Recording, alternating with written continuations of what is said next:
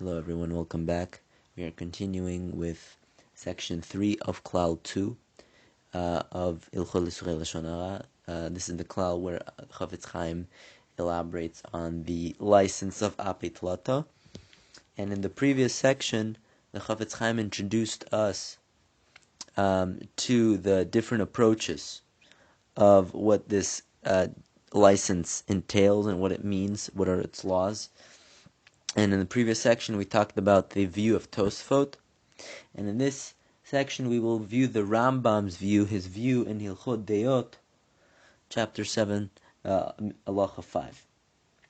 So, as the Chafetz Chaim says, Yesh Omrim, there are those who say, this is referring to the Rambam, that if Ruvain disparaged, for example, his fellow Jew Shimon, in the presence of 3 listeners, and it could be more, 3 is the minimum,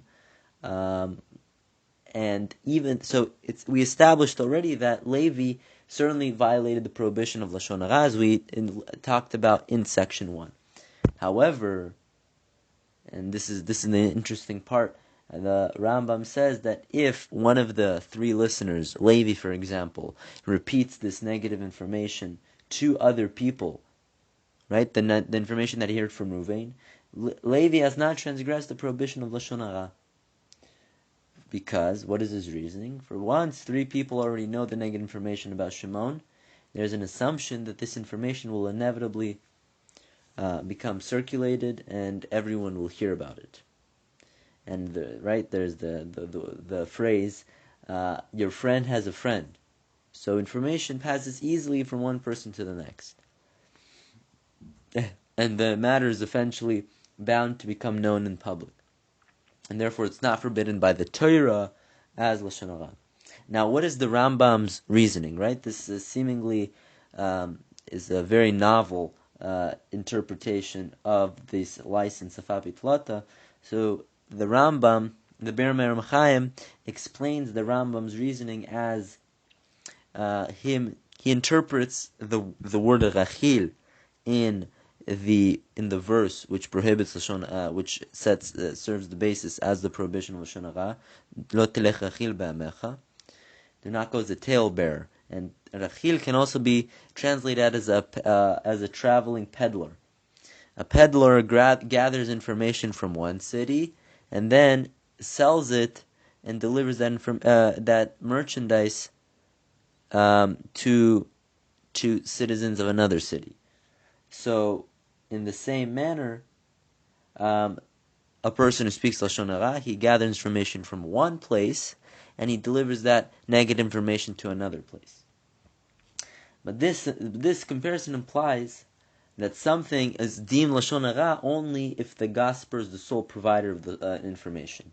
Just as a merchant, a peddler, is the sole provider of the merchandise in the next town. Obviously, in the town where the merchant got the information, he's not the only one who has the information, because seemingly he got it from someone.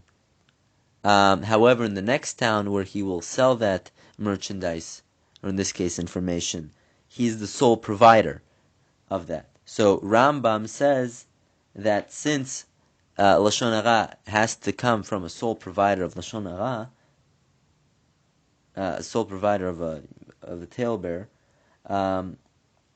if the information was said in the presence of 3 listeners, there is no sole provider of this information because already several people know it, and therefore it's not categorized as Lashon Harah. That doesn't okay, but as we will see, this view, first of all, is not only is very lenient, and it's actually not accepted by many authorities. And furthermore, within this lenient opinion, there are numerous qualifications, a total of 7 qualifications that very severely restrict the use of this license of Apeit Lata. And even in those cases where you do manage to find that this information is permitted to be related, which these cases are very, very rare, the Chafetz Chaim is in doubt whether this opinion can still be relied upon. Okay, so the Chafetz Chaim goes through the first qualification, and we will go through the other 6 through the ensuing sections.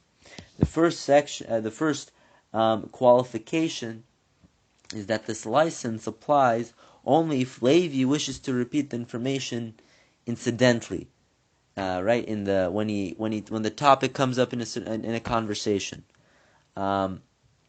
But it does not apply where Levi repeats the information with the intent to spread the rumors and reveal Shimon's faults to more people. So only in the context of a conversation, and then the subject matter comes up, and you incidentally reveal this information that you heard from someone else. In that case, only in that case would relating this information be permitted. However, if you repeat the information purposely to spread, so that this information will spread, and it doesn't come about incidentally, then in that case it is forbidden. And this is one qualification. And the Chafetz Chaim adds, it does not matter even if you relate the source of your information. Even if you do not relate who you heard the information from, it is still forbidden to relate. And obviously, I mean, it's not obvious, but it is also forbidden if the person who relayed the information in the first place, the initial source of the information of Lashon Harah, if he said the information incidentally, only in that case would this license apply. But if that person said it on purpose, in order to spread this information, this license would not apply, and it is forbidden to relate the information. So the initial person had these intentions of relating the information on purpose, and not that it came about incidentally, in that case, this whole license would not apply. So an example of this license is when a person reads in a newspaper, for example, or on the social media that someone did something wrong. It is forbidden, even though this knowledge is well known, it is forbidden to go to someone specifically and relate him that information. However, if this conversation in Lashon Harah came about incidentally in the course of a conversation, according to this opinion, it would be permitted. However, Chafetz Chaim is not sure whether it's best to follow this opinion. Furthermore, we have not even went through all the qualifications, so even in that case, it would better not be to relate the information. Anyways, thank you for listening, and have a wonderful day.